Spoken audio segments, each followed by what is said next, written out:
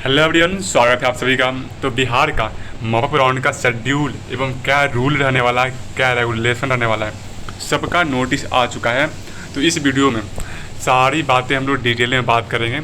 I hope कि आप लोगों ने ये नोटिस अब तक एक बार ज़रूर पढ़ लिया होगा।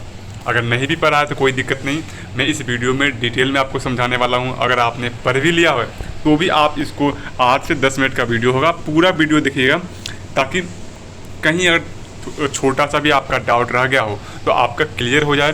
क्योंकि मॉपअप राउंड बिहार का लास्ट राउंड होने वाला है। इस राउंड में जो अलॉट होगा वो फिर आप जाके स्टे राउंड में आप अपडेट नहीं करा सकते। जिनको कॉलेज मिलेगा उनको कॉलेज बिहार में लेना ही पड़ेगा। तो इस बार आपको कोई गलती नहीं करना है, तो वीडियो को पूरा देखिएगा, ठीक है। और आगे बढ़ने से पहले बता दूँ कि शुरू से लेकर लास्ट तक मैं अभी तक बिहार के काउंसलिंग के रिगार्डिंग सारी इन्फॉर्मेशन आप लोगों को देता आया हूँ, आप लोगों को गाइड करता आया हूँ। चाहे वो यूट्यूब पे हो या फिर आपने व्हाट्सएप पे हमसे ज्वाइन है तो वहाँ में आप लोगों को अपडेट देता आया हूँ, गाइडेंस देता आया हूँ।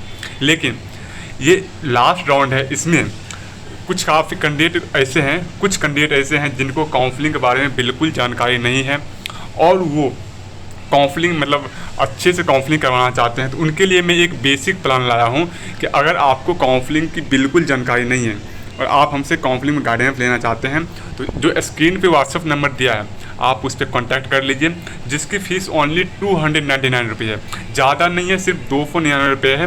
वो भी उस कैंडिडेट के लिए है जिसको काउंसलिंग के बारे में बिल्कुल जानकारी नहीं है। उनके लिए है आप वो हमारा काउंसलिंग गाइडेंस प्रोग्राम ज्वाइन कर लीजिए, वहाँ पे आपको हर तरह से गाइडेंस दिया जाएगा। बाकी अगर आप नहीं भी ज्वाइन करते हैं तो आपको पता है मैं शुरू से लेकर लास्ट तक आपको हमेशा अभी तक गाइडेंस देता आया हूँ और हमेशा आपको चाहे यूट्यूब पे हो व्हाट्सएप पे हो आपका डाउट क्लियर करता आया हूँ और आगे भी करूँगा। तो चलिए अब आगे बढ़ते हैं वीडियो में। तो सबसे पहले मैं बता दूँ कि एक रूल जो चेंज हुआ है, रूल चेंज वो ये हुआ है कि जो भी कैंडिडेट अभी तक ऑल इंडिया के मॉपअप राउंड में एडमिशन ले चुके हैं, सीट वहाँ पे ले लिए हैं, चाहे वो MBBS हो, डेंटल हो, वेटनरी हो, कुछ भी हो, अगर आपने ऑल इंडिया कोटा के मॉपअप राउंड से सीट ऑलरेडी ले लिया है, ठीक है, तो आप बिहार के मॉपअप राउंड से बाहर हैं। मीन्स आपने कहीं से अगर सीट ले लिया है तो आप बिहार के मॉपअप राउंड से बाहर हैं। आप रूल नंबर 5 पढ़ सकते हैं, देख सकते हैं, यहाँ पे क्लियरली मेंशन है, Those candidates who are admitted in any government, private, medical या dental college of India are not eligible for third round of counseling। Means अभी तक काफ़ी स्टूडेंट ऐसे थे जिन्होंने ऑल इंडिया कोटा के मॉपअप राउंड में पार्टिसिपेट कर लिया था, वहाँ से सीट ले भी लिया और वो ये सोच रहे थे कि फिर से बिहार का मॉपअप राउंड बचा हुआ है तो क्या हम यहाँ से भी काउंसलिंग करके सीट ले सकते हैं। तो क्लियरली रूल आ गया है कि अगर आपने ऑल इंडिया कोटा से कहीं सीट ले लिया है तो अब आप बिहार के मॉपअप राउंड में पार्टिसिपेट नहीं कर सकते। मीन्स अब सीट ब्लॉकिंग मॉपअप राउंड में नहीं होने वाली है। जो बच्चे को मॉपअप राउंड में सीट मिलेगा वो कंफर्म एडमिशन लेंगे, तो यहाँ से स्टे में सीट आने के चांसेस अब कम हो गए हैं, क्योंकि बिहार के मॉपअप राउंड जो है इसमें सीट ब्लॉकिंग बहुत ही कम होगा, ठीक है। चलिए अब बात करते हैं उसकी रजिस्ट्रेशन का। काफ़ी स्टूडेंट हैं जो फर्स्ट राउंड में रजिस्ट्रेशन नहीं किए थे, उन्हें रजिस्ट्रेशन करना है या नहीं करना है। तो सबसे पहले बता दूं कि किन किन स्टूडेंट्स को रजिस्ट्रेशन करना है। तो पहला वो कैंडिडेट जो फर्स्ट राउंड या फिर सेकेंड राउंड में अभी तक पार्टिसिपेट ही नहीं किए हैं और वो रजिस्ट्रेशन नहीं किए थे, उनको फिर से रजिस्ट्रेशन करना है। रजिस्ट्रेशन करके सिक्योरिटी अमाउंट वो जमा करेंगे और वो फिर से मॉपअप राउंड में पार्टिसिपेट कर पाएंगे। दूसरा कैंडिडेट वो है जो फर्स्ट राउंड में रजिस्ट्रेशन तो कर दिए थे और सिक्योरिटी अमाउंट जमा नहीं किए थे, तो आपको फिर से रजिस्ट्रेशन करके सिक्योरिटी अमाउंट जमा करके आपको काउंसलिंग में पार्टिसिपेट लेना है। तीसरा कैंडिडेट जो रजिस्ट्रेशन भी कर दिए थे, सिक्योरिटी अमाउंट भी जमा कर दिए थे, पर first round and second round में पार्टिसिपेट नहीं किए थे, तो उन स्टूडेंट्स के लिए आप डायरेक्ट जो होने वाला है थर्ड राउंड, उसमें आप डायरेक्ट चॉइस फिलिंग आपको करना है, आपको रजिस्ट्रेशन या फिर सिक्योरिटी अमाउंट डिपॉजिट नहीं करना पड़ता है, ठीक है। उसके बाद वो कैंडिडेट आते हैं जिनको first round and second round में कॉलेज मिल गया था और जो कॉलेज को अपग्रेड कर दिए हैं, ठीक है। फर्स्ट राउंड सेकेंड राउंड में कॉलेज मिल गया, अपग्रेड कर दिए हैं, उन्हें भी कुछ नहीं करना है, उन्हें जस्ट चॉइस फिलिंग करनी है। चॉइस फिलिंग का डेट आएगा, आपको 24 ऑनवर्ड आपको चॉइस फिलिंग करनी है, ठीक है। और उसके बाद कुछ कैंडिडेट वो आते हैं जिनको सेकेंड राउंड तक सीट मिल गया था, ठीक है, सेकेंड राउंड तक सीट मिल गया था, वो सीट को रिजाइन कर दिए। अब रिजाइन कर दिए तो यहाँ पे 2 कंडीशन बनता है। वो कैंडिडेट जिनका seat first round and second round में रिटर्न रह गया था और वो रिटर्न रह गया था फिर वहाँ से रिजाइन कर दिए, मीन्स उनका सिक्योरिटी अमाउंट बच गया था, और सिक्योरिटी अमाउंट बच गया था तो अब वो और फिर से थर्ड राउंड में पार्टिसिपेट करेंगे, ठीक है, थर्ड राउंड में पार्टिसिपेट करेंगे तो उनको कोई भी सिक्योरिटी अमाउंट जमा नहीं करना पड़ेगा। हालांकि ऐसे स्टूडेंट बहुत कम ही होंगे, क्योंकि जिनको फर्स्ट राउंड सेकंड राउंड में रिटर्न रह गया, जो रिजाइन किए होंगे वो तो ऑलरेडी ऑल इंडिया कोटा के मॉप अप राउंड में कॉलेज ले चुके होंगे, तो वो तो अब यहाँ पार्टिसिपेट नहीं कर सकते हैं। या फिर वैसा कैंडिडेट जिनका कॉलेज अपग्रेड हो गया था वो रिजाइन किए हैं, या फिर जो भी कैंडिडेट बिहार के सेकेंड राउंड में रिपोर्ट नहीं किए थे, मीन्स उनका सिक्योरिटी अमाउंट फॉरफिट हो गया है, आप रिपोर्ट नहीं किए, आपका सिक्योरिटी अमाउंट फॉरफिट हो गया, आपका सीट भी चला गया, आपको फिर से बिहार के मॉप अप राउंड में पार्टिसिपेट करने के लिए आपको फिर से फिर से आपको सिक्योरिटी अमाउंट जमा करना पड़ेगा। इतना है आपका रजिस्ट्रेशन का रूल, ठीक है, इतना सारा रजिस्ट्रेशन का रूल है कि जो कैंडिडेट अभी तक रजिस्ट्रेशन नहीं किए आप फ्रेशली रजिस्ट्रेशन कर सकते हैं, ठीक है। इसके बाद नेक्स्ट आगे बढ़ते हैं, चलिए अब आगे बढ़ते हैं। अब बात करते हैं जो कैंडिडेट फ्रेशली रजिस्ट्रेशन करेंगे उनका रजिस्ट्रेशन का प्रोसेस क्या है, ठीक है।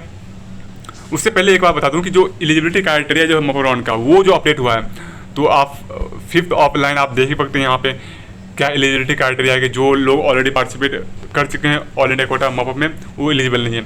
फिर आप न्यू रजिस्ट्रेशन का बात आता है, तो न्यू रजिस्ट्रेशन में सबसे पहले आपको क्लिक करना है online application portal of UG MAC 2023, online application portal of UG MAC 2023 पे आप क्लिक कीजिएगा, फिर अप्लाई ऑनलाइन कीजिएगा, अप्लाई ऑनलाइन कीजिएगा। उसके बाद आपको डिफरेंट स्टेप आएंगे, 3-4 स्टेप आएगा, जिसमें से कि फर्स्ट स्टेप है स्टेप ऑफ रजिस्ट्रेशन, ठीक है। इसमें आपको कुछ नहीं करना पड़ता है। सबसे पहले आपको रोल नंबर एवं डेट ऑफ बर्थ की वजह से आपको अपना ईमेल आईडी एवं जो भी मोबाइल नंबर है वो आपको वेरीफाई कराना पड़ता है, ठीक है। यहाँ पे आपको ईमेल आईडी एवं मोबाइल नंबर अपना देना है, जो भी ईमेल आईडी और मोबाइल नंबर दीजिएगा वो आपको खुद का ईमेल आईडी एवं मोबाइल नंबर देना है, क्योंकि उसी ईमेल आईडी एवं मोबाइल नंबर पे आपका OTP आएगा, बाद में भी आपको कभी काम लगेगा तो उस पर OTP आएगा। सो अपना ही मोबाइल नंबर दीजिएगा, क्योंकि ये बाद में चेंज नहीं हो सकता है। जो भी ईमेल आईडी और मोबाइल नंबर दीजिएगा वो बाद में चेंज नहीं होगा और हमेशा ये काम आएगा। तो आप अपना मोबाइल नंबर और ईमेल आईडी दीजिएगा, उससे आपका OTP आएगा और आपका ईमेल आईडी वेरीफाई हो जाएगा, ठीक है। एक बार ईमेल आईडी वेरीफाई होने के बाद फिर आपको अपना ईमेल आईडी एवं जो पासवर्ड है, ठीक है, उसको डाल के आपको फिर से लॉगिन करना है। लॉगिन कर लीजिएगा। लॉगिन करने के बाद आपको सेकेंड स्टेप आएगा। सेकेंड स्टेप में आपको पर्सनल इन्फॉर्मेशन फिलअप करना होगा। फर्स्ट स्टेप आपको mobile number email ID verify करा लिए और फिर से लॉगिन कर लिए। लॉगिन करने के बाद आपको पर्सनल इन्फॉर्मेशन डालना पड़ेगा। पर्सनल इन्फॉर्मेशन डाल के आप सेव एंड कंटिन्यू कीजिएगा। तो थर्ड स्टेप में आपको अपना फ़ोटो एवं सिग्नेचर अपलोड करना पड़ेगा। फ़ोटो यानी कि आप पासपोर्ट साइज जो भी फोटोग्राफ है आपको वो फ़ोटो डालना पड़ेगा, सिग्नेचर डालना पड़ेगा, ठीक है। इतना कर लेने के बाद फोर्थ स्टेप आएगा जिसमें आपको अपना एजुकेशनल इन्फॉर्मेशन अपलोड करना पड़ेगा। एजुकेशनल जो भी आप 10th 12th आप जो भी किए हैं जहाँ से वो कर दीजिएगा। फिर सेव एंड कंटिन्यू कीजिएगा। सेव एंड कंटिन्यू करने के बाद आपको 6th स्टेप आएगा जिसमें आपको प्रीव्यू ऑफ एप्लीकेशन, सबसे इंपॉर्टेंट, आपने जितना भी पर्सनल इन्फॉर्मेशन डाला है, एड्रेस डाला है, एजुकेशनल डाला है, जितना ही सब कुछ डाला है उसका एक प्रीव्यू आएगा और आपके स्क्रीन पे आ जाएगा क्या क्या आपने डाटा फिल किया है। आपको उसको अच्छे से पढ़ लेना है, ठीक है। जो भी मिस्टेक होगा आप इसी टाइम क्लिक करके आप सही कर सकते हैं, बाद में इसको आप सही नहीं कर सकते हैं, तो आप अच्छे से इसको पढ़ लें। अगर आपको कोई मिस्टेक हो, ठीक है, और मिस्टेक हुआ तो बैक टू एडिट पे क्लिक करके आप उसको करेक्ट कर लीजिएगा। अगर मिस्टेक नहीं होता है तो आपको आगे बढ़ जाना है, ठीक है। इतना करने के बाद इतना कर लेने के बाद अब आपको काउंसलिंग फी एवं सिक्योरिटी डिपॉजिट जमा करना होगा। तो सबसे पहले आप प्रोसीड ऑफ पेमेंट पे क्लिक कीजिएगा। जैसे प्रोसीड टू पेमेंट पे क्लिक कीजिएगा, सबसे पहले आपको ऑनलाइन काउंसलिंग फ़ी जमा करना पड़ेगा, फिर आपको सिक्योरिटी डिपॉजिट अमाउंट जमा करना पड़ेगा। काउंसलिंग फ़ी की बात कर लेते हैं तो ये देखिए, जो भी गवर्नमेंट कॉलेज के लिए जनरल EWS EBC के लिए जनरल जो गवर्नमेंट मेडिकल कॉलेज है उसके लिए 1200 है और SC ST के लिए 600 है। बाकी जो प्राइवेट डेंटल हो गया, MBBS हो गया, सबके लिए वो SC ST DQ सबके लिए वो 1200 है।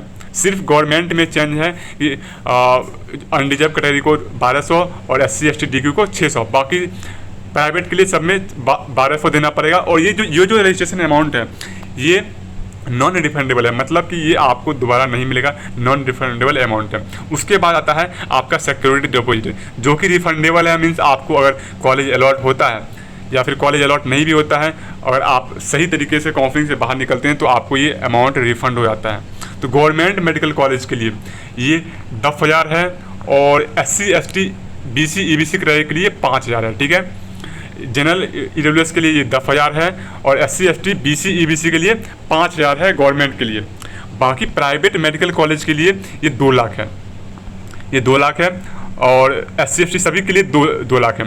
प्राइवेट डेंटल और सिर्फ आप कर रहे हो, गवर्नमेंट MBBS प्राइवेट डेंटल दोनों कर रहे हो, तो आपको 50,000 जमा करने पड़ेंगे। उसके बाद प्राइवेट मेडिकल एवं प्राइवेट डेंटल दोनों के लिए आपको 2 लाख करने पड़ेंगे।